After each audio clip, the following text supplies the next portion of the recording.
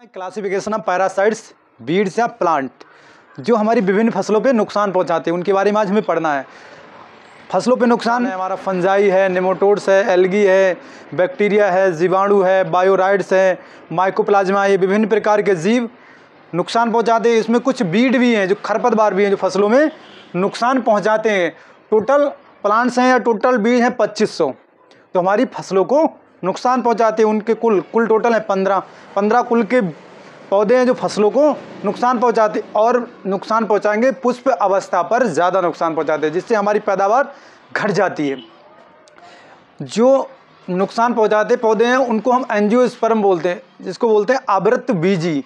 जो उसका बीज बनता है वो उसमें आवरण नहीं होता है, इसीलिए उनको आवृत बीजी पौधे बोलते हैं, आवृत बीजी।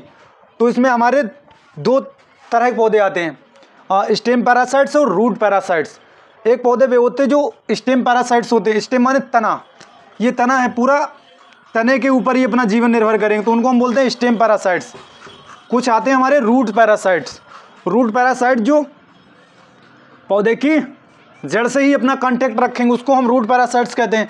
अब आ जाओ, हमारे स्टेम पैरासाइट्स में दो तरह के होते हैं। एक होल स्टेम पैरासाइट जो पूरा का पूरा तने के ऊपर डिपेंड होता है, पूरा तने पे ही अपना जीवन व्यतीत करता है। भोजन भी तने से ही लेगा, कार्बोहाइड्रेट भी, पोषक तत्व भी तने से ही लेगा, उसको जड़ से कोई लेना देना नहीं। इसमें हमारा आता है कसकुटा। कसकुटा को हिंदी में बोलते हैं अमरवेल या आकाशवेल। तो तुम देखोगे बरसीम है, लूरसन है, आलू है, चुकंदर है या झाड़ी वाली जो झाड़ी वगैरह होती है उनके ऊपर हो जाता है। जैसे बेर है, बेर पे भी हो जाता है कसकुटा, जिससे ग्रीन कलर पूरा पौधे को ढक लेता है, जिससे पैदावार हमारी कम हो जाती है। कसकुटा को अमरवेल बोलते हैं। ये गांव में सभी लोग देखो, बरसीम खेत में बहुत होती है। बरसीम में लूरसन माने घास होती है, घास के खेत में बहुत ज़्यादा होती है। और आलू के खेत में भी देखे होंगे, आलू में भी बहुत ज़्यादा होती है जो हमारी फसलों को नुकसान पहुंचाता है। चुकंदर में भी होती है। तो कसकुटा जान गए, ये होता है होल स्टेम पैरासाइट, पूरा का पूरा तने के ऊपर डिपेंड रहता है। ये तने से ही कांटेक्ट करेगा, तने में ही पोषक तत्व वगैरह पूरी फसल को झक लेगा, जिससे हमारी फसल बढ़ नहीं पाएगी और पैदावार में अंतर आ जाएगा। दूसरा है सेमी स्टेम पैरासाइट।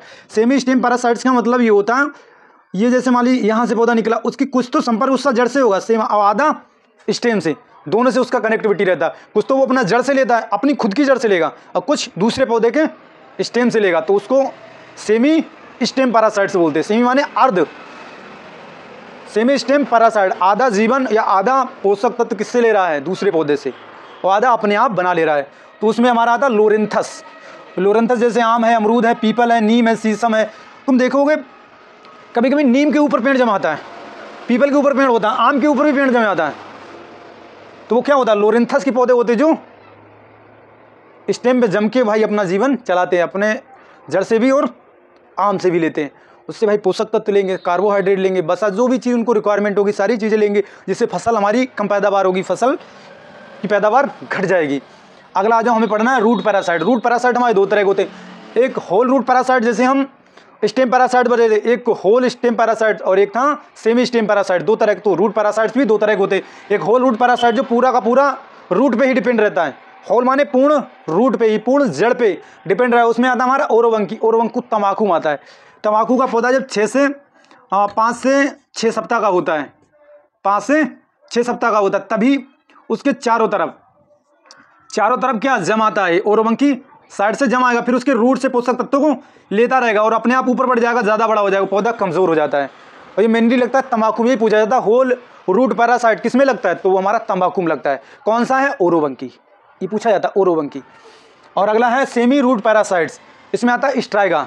स्ट्राइगा जो होता है वो हमारा ग्रेमनी कुल की फसलें होती हैं। ग्रेमनी कुल की कुछ फसलें जैसे गन्ना है, ज्वार है, बाजरा है, जो C4 प्लांट है, उन्हीं के ऊपर साइड से निकल के भाई ये साइड से पौधा निकला, उसकी कुछ जड़ें हैं अलग अपनी चली जाएंगे, कुछ इन जड़ों से ही पोषक तत्व लेगा भाई। कुछ पोषक तत्व मेन पौधे से ले रहा है, जैसे ज्वार है, गन्ना है, बाजरा है, इससे पोषक तत्व ले रहा है, इसीलिए इसको सेमी माने अर्ध, आधा पोषक तत्व दूसरे पौधे से ले रहा है, आधा अपने आप तैयार कर रहा है या अपनी जड़ों से ले रहा है, तो उसको बोलते हैं सेमी रूट पैरासाइट। ये पूछा जाता है सेमी रूट पैरासाइट में कौन सा बीड आता है, तो हमारा आता है स्ट्राइगा। कौन सी फसल में लगता है, ज्वार, बाजरा, गन्ना और मक्का में लगता है, ये पूछा जाता है। होल रूट पैरासाइट कौन सा, तो हमारा कौन सा है, ओरोवंकी तंबाकू में लगता है, ये पूछा जाता है, PCS में आया था। होल रूट पैरासाइट या पूर्ण परजीवी बीड कौन सा है, तो हमारा है ओरोवंकी।